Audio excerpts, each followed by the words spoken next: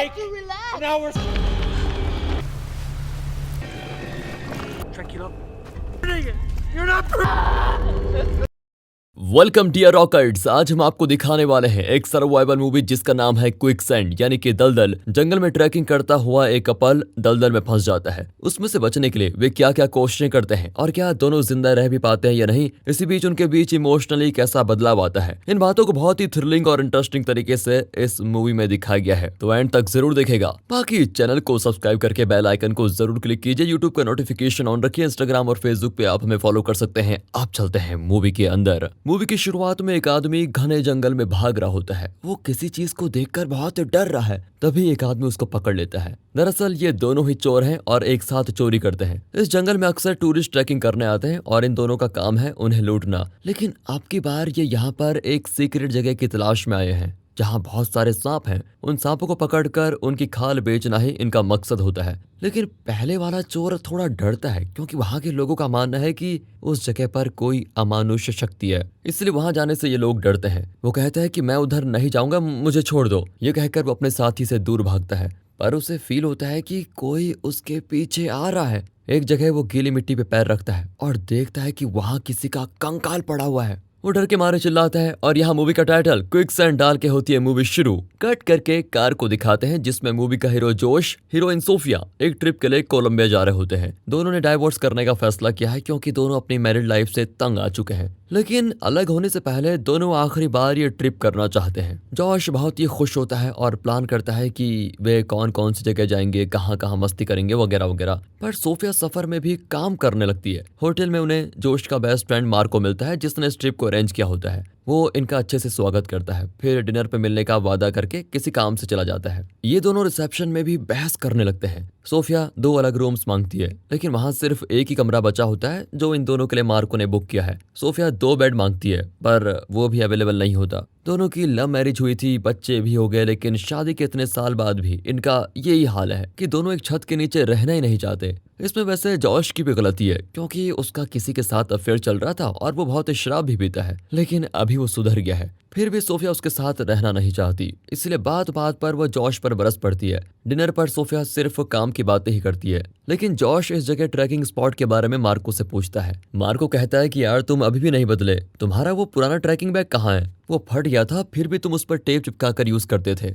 Josh कहता है कि वो मेरा यार फेवरेट बैग था, मैं उसे कभी नहीं फेंकूंगा। मार्को कहता है कि यहाँ पर एक इंटरेस्टिंग जगह है, क्यों ना हम तीनों वहां पर कल चलें। जॉश बताता है कि सोफिया ट्रैकिंग वगैरह नहीं कर पाएगी, वो थक जाती है। इस पर तो सोफिया को गुस्सा ही आ जाता है कि मेरे लिए सब कुछ तुम ही डिसाइड करोगे क्या, मैं तो जरूर जाऊंगी। ये कहकर वो सोने के लिए चली जाती है। मार्को पूछता है कि तुम दोनों के बीच यार प्रॉब्लम है क्या? जब जॉश उसे डाइवोर्स के बारे में बताता है तो मार्को तो चौंक जाता है क्योंकि इनके फ्रेंड ग्रुप्स में जॉश और सोफिया सबसे रोमांटिक कपल थे। जॉश कमरे में आता है तो सोफिया एक तरफ मुड़कर सो जाती है। जॉश अभी भी सुलह करना चाहता है लेकिन सोफिया तो पूरी तरह गिव अप पे उतर आई है और बिल्कुल जॉश से अलग होना चाहती है। अगले दिन सोफिया ट्रैकिंग के लिए तैयार होती है तो जॉश कहता है कि मार्को को कोई काम आ गया है इसलिए हम 2 दिन बाद चलेंगे। पर सोफिया ने तो जाने की ठान ली थी क्योंकि वो उस एरिया का खूबसूरत वाटरफॉल देखना चाहती है। क्योंकि ये बिल्कुल नई जगह है इसलिए जॉश सोफिया को अकेले भेजना नहीं चाहता और साथ चलने को तैयार हो जाता है। वैसे पहले तो सोफिया मना कर देती है लेकिन जब जॉश जिद करता है तो उसको मानना ही पड़ता है। कोची नाम की एक जगह पर पहुंचाने के लिए मैप दिखाता है जहां वो वाटरफॉल होता है। जॉश शॉर्टकट लेना चाहता है पर रिसेप्शनिस्ट बताता है कि आप वो रास्ता नहीं ले सकते क्योंकि वहां पर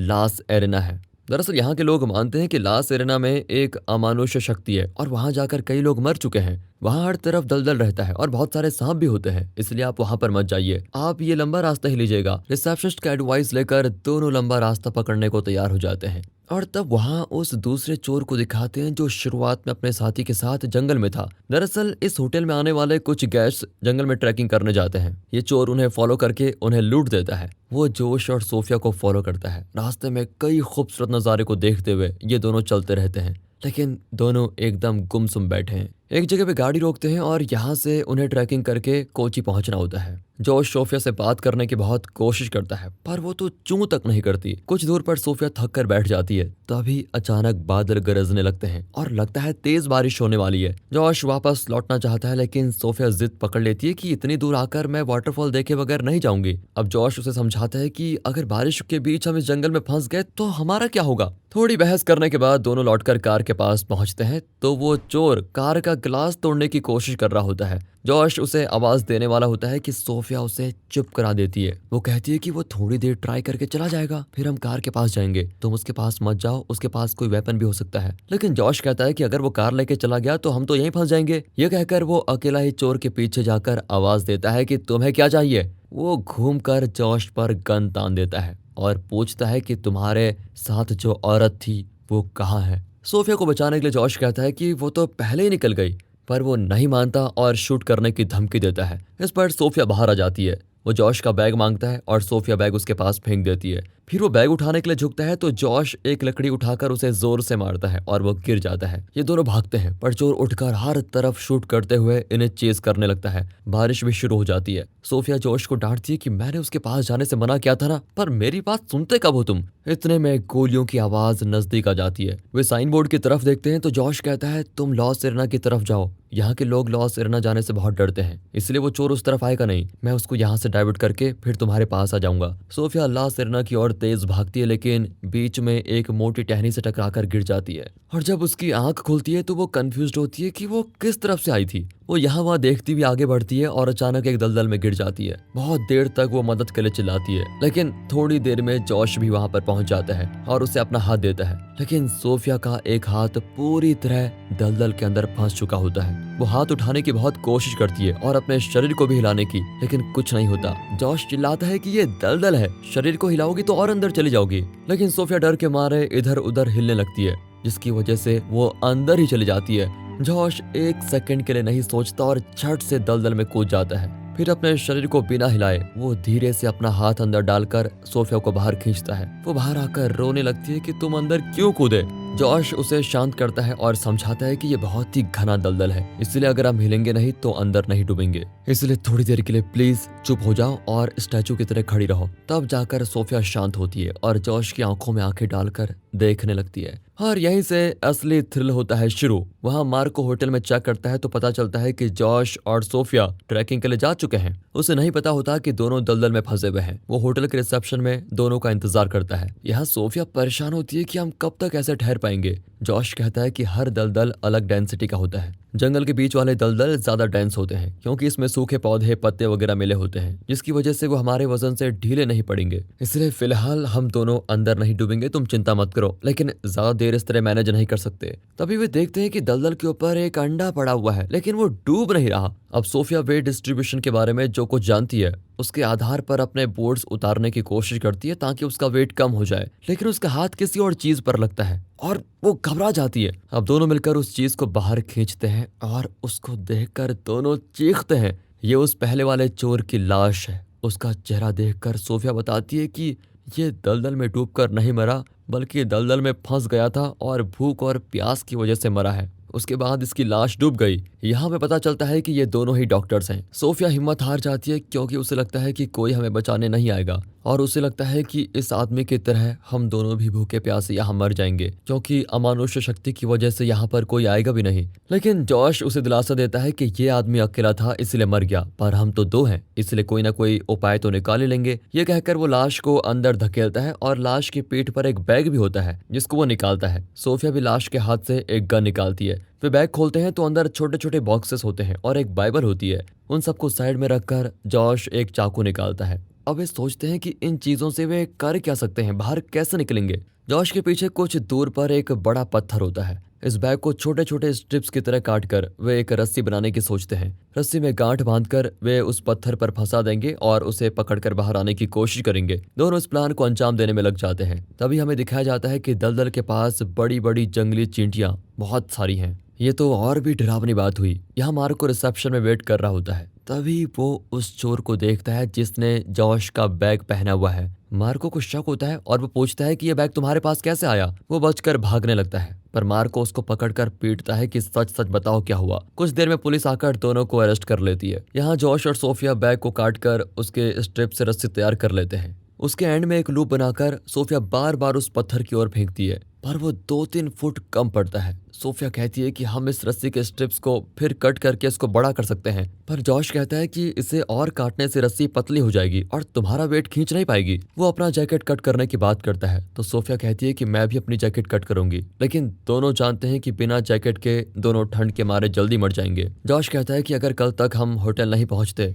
तो मार्को हमें ढूंढता हुआ जरूर आएगा। उसकी बातें हिम्मत देती है लेकिन उसकी आंखें साफ बता रही होती है कि इतनी खतरनाक जगह पर कोई उन्हें बचाने नहीं आएगा। अपने आखिरी पल के लिए इन्हें यहीं इंतजार करना पड़ेगा। ये सोचकर दोनों और भी टेंस्ड हो जाते हैं और तभी ऊपर से एक हेलीकॉप्टर उड़ता है। सोफिया अभी भी बचने की आस लगाए बैठी होती है और चोर के बैग से निकले हुए लाइटर से उस बाइबल को जलाने की कोशिश करती है। उसे लगता है कि आग को देखकर हेलीकॉप्टर से उन्हें मदद मिलेगी। टेंशन में वो पागलों की तरह ये सब ट्राई कर रही होती है। हालांकि जॉश बार बार कहता है कि ये बाइबल पूरी तरह भीग चुका है, ये नहीं जलेगा। तो फिर ठीक है, मैं इस रस्सी को ही जला देती हूँ। ये कहकर वो रस्सी को खींचती है। अब जॉश चिल्लाता है कि तुम पागल हो गई हो क्या? हेलीकॉप्टर इस वक्त बहुत दूर जा चुका होगा, अब वे हमें नहीं देख सकते। ये रस्सी हमारा इकलौता रास्ता है, इसे जला दोगी तो हम बाहर कैसे जाएंगे? पर सोफिया को अब मौत का डर जकड़ लेता है और वो जॉश पर चिल्लाती है कि चुप रहो। उसका माइंड डाइवर्ट करने के लिए जॉश उन दिनों की याद दिलाता है जब वे पहली बार मिले थे। सोफिया थोड़ी शांत होती है।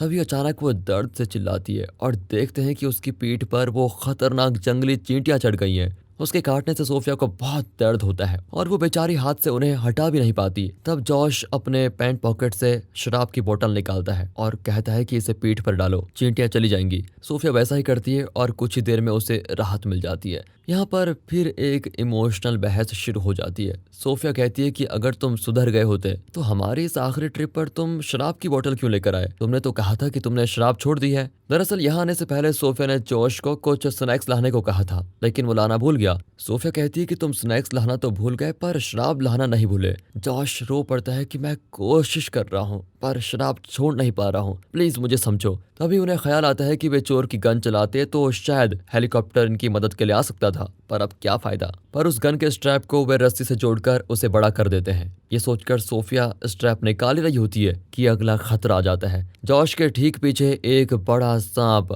दलदल पर पड़ा हुआ अपने अंडे लेने के लिए आ रहा है। जॉश कहता है कि तुम घबराओ मत, उसे और पास आने दो और फिर गन से उसे शूट कर दो। सोफिया भी वेट करती है लेकिन अचानक ही वो जॉश के हाथ पर काट देता है। सोफिया उसे शूट करती है और सांप घायल होकर चला जाता है। जॉश जानता है कि ये बहुत ही जहरीला सांप है और कुछ ही घंटों में वो मरने वाला है, लेकिन सोफिया उसे हिम्मत देती है कि सब कुछ ठीक हो जाएगा। वहाँ मार्को चोर से पूछता है कि तुम्हें मेरे फ्रेंड का बैग कहाँ से मिला? तुमने उन दोनों के साथ क्या किया है? मैं तुम्हें अपनी कॉस्टली वॉच दूंगा और पुलिस को नहीं बताऊंगा कि तुमने चोरी की है। प्लीज मुझे बताओ कि वो दोनों कहाँ पर हैं। कॉस्टली वॉच लेकर वो बताता है कि मैंने उन्हें लॉस एरिना में देखा था, मेरा साथी भी वहीं मारा गया था। ये सुनकर मार्को को जॉश और सोफिया की बहुत चिंता होने लगती है। वो विनती करता है कि प्लीज मुझे बाहर छोड़ दो, मैं एक डॉक्टर हूँ और मेरे फ्रेंड्स मुसीबत में हैं। यहाँ जॉश के शरीर में जहर बहुत तेजी से चढ़ रहा होता है। इतनी देर जॉश सोफिया को हिम्मत दे रहा था लेकिन अब वो भी गिव अप कर चुका है क्योंकि उसकी उसे मौत दिखाई दे रही है। सोफिया देखती है कि जहर से जॉश के शरीर का ब्लड क्लॉट होने लगा है। थोड़ी देर में उसका खून एकदम जेली की तरह हो जाएगा। सोफिया उस चाकू को लाइटर से हिट करने लगती है और कहती है कि मैं तुम्हारे गले पे हुए ब्लड कॉर्ड को खोलने वाली हूँ जिससे जहर तुम्हारे ब्रेन तक नहीं पहुंचेगा। जॉश दर्द में भी हंसकर पूछता है कि तुम कैसी डॉक्टर हो? कट करने से जो खून बहेगा उसका क्या करोगी? उसे कैसे रोकोगी? अब सोफिया और भी रोती है लेकिन और कोई रास्ता भी नहीं होता। वो कहती है कि मैं तुम्हें मरने नहीं दूंगी यार। फिर वो उस नस को काटती है और खून जेली की तरह बाहर निकलने लगता है। जॉश दर्द से चिल्लाता है और बहुत सारा खून बह जाता है, पर क्योंकि सोफिया एक डॉक्टर है तो वो सब कुछ जानती है। वो फिर चाकू को हिट करती है और उस जगह पर फिर रख देती है। जलने की वजह से वो जगह बिल्कुल सील हो जाती है और खून रुक जाता है, पर ऐसा करते हुए सोफिया बेहोश हो जाती है। 1 घंटे के बाद सोफिया आंखें खोलकर देखती है तो जॉश का खून बाहर नहीं निकल रहा है लेकिन जहर की वजह से वो धीरे धीरे मर रहा है। वो अपनी सारी गलतियों के लिए सोफिया से माफी मांगता है और कहता है कि मुझे भूल जाना, पर सोफिया कहती है कि मैं तुम्हें कुछ नहीं होने दूंगी, हम दोनों साथ हैं और यहाँ से बच निकलेंगे। अगर वो सांप हमें फिर मिल गया तो रस्सी के साथ बांधकर हम उस पत्थर पर फेंक सकते हैं। जॉश को लगता है कि सोफिया तो पागल हो चुकी है, पर सोफिया कहती है कि उस सांप का अंडा यहीं पर है, इसलिए वो उसको लेने के लिए तो जरूर आएगा। फिर वो चोर के बैग से बाइनोकुलर निकालकर देखती है कि घायल सांप कुछ दूर पर पड़ा हुआ है। सोफिया एक एक करके बैग की हर चीज उस सांप पर फेंकती है ताकि वो यहाँ पर आए। कुछ देर में वैसा ही होता है और सांप इनकी ओर आने लगता है, पर वो सोफिया के पीछे आता है और अब सोफिया मुड़ भी नहीं सकती। तभी सोफिया चाकू साफ करके उसमें देख लेती है कि सांप उसके पीछे कहाँ पर है। फिर उस रिफ्लेक्शन को देखते हुए वो पीछे की ओर शूट करती है, लेकिन टारगेट मिस हो जाता है। इस गन का इकलौता बुलेट वेस्ट हो चुका है। इतने में सांप सोफिया के हाथ पर काट देता है और अब सोफिया के शरीर में भी जहर फैलने लगता है। फिर वो सोफिया को कसकर जकड़ लेता है और सोफिया को काटने जाता है कि ऐन वक्त पर सोफिया उसे पकड़ लेती है। तभी जॉश को होश आता है और वो तुरंत चाकू सांप के मुंह में घुसा देता है। इस तरह अपनी पत्नी को बचाकर वो एकदम बेहोश हो जाता है। सोफिया उस सांप को रस्सी से बांधकर उसकी लेंथ बढ़ाती है और कई बार ट्राई करने के बाद आखिर रस्सी पत्थर पर फंस ही जाती है। सोफिया बहुत कोशिश करके उसे पकड़कर बाहर आई जाती है। वो खुशी के मारे जॉश को बुलाती है कि मुझे अपना हाथ दो, पर जॉश बुरी तरह घायल पड़ा हुआ है, एकदम बेजान लगता है। वो डरी हुई है और उसके शरीर में जहर भी तेजी से चढ़ रहा होता है। वो जॉश की मदद के लिए किसी को बुलाने के लिए निकलती है, क्योंकि थोड़ी देर में वो खुद भी जहर से मरने वाली है। वो आधी बेहोशी में लड़खड़ाकर चलती रहती है तो एक जगह पर एक और दलदल में उसका पैर गिर जाता है, पर वो खुद को संभालकर दूसरा पैर बाहर रखती है और बच जाती है। बड़ी मुश्किल से चलती हुई रेंगती हुई वो मेन रोड पर पहुंचती है और तभी वहां पर ठीक टाइम पर मार्को पहुंचता है। फिर वो एम्बुलेंस और रेस्क्यू टीम को साथ लेकर आया है। वो सोफिया की ट्रीटमेंट शुरू करते हैं। फिर मार्को कुछ लोगों को लेकर जॉश को ढूंढने जाता है और सोफिया देखती है कि वो जॉश को स्ट्रेचर में लेकर आ रहे हैं। सोफिया बहुत डर जाती है कि शायद जॉश मर गया, लेकिन पास आने के बाद जॉश अपना सर उठाकर सोफिया को देखता है और अच्छी स्माइल करता है। तब जाकर सोफिया की जान में जान आती है और वो जाकर उसे गले लगा लेती है। और दोस्तों, इसी के साथ ये मूवी यहाँ पर खत्म होती है। तो दोस्तों, आपको कैसी लगी ये edge of the seat movie comments में जरूर बताइएगा। और अगर वीडियो अच्छी लगी हो, स्टोरी अच्छी लगी हो, एक्सप्लेनेशन अच्छा लगा हो, तो इसे ज्यादा से ज्यादा शेयर करें, वीडियो को लाइक कीजिए, चैनल को सब्सक्राइब। मिलते हैं अगली वीडियो में, तब तक के लिए गुड बाय, अपना ख्याल रखें and finally thanks for watching.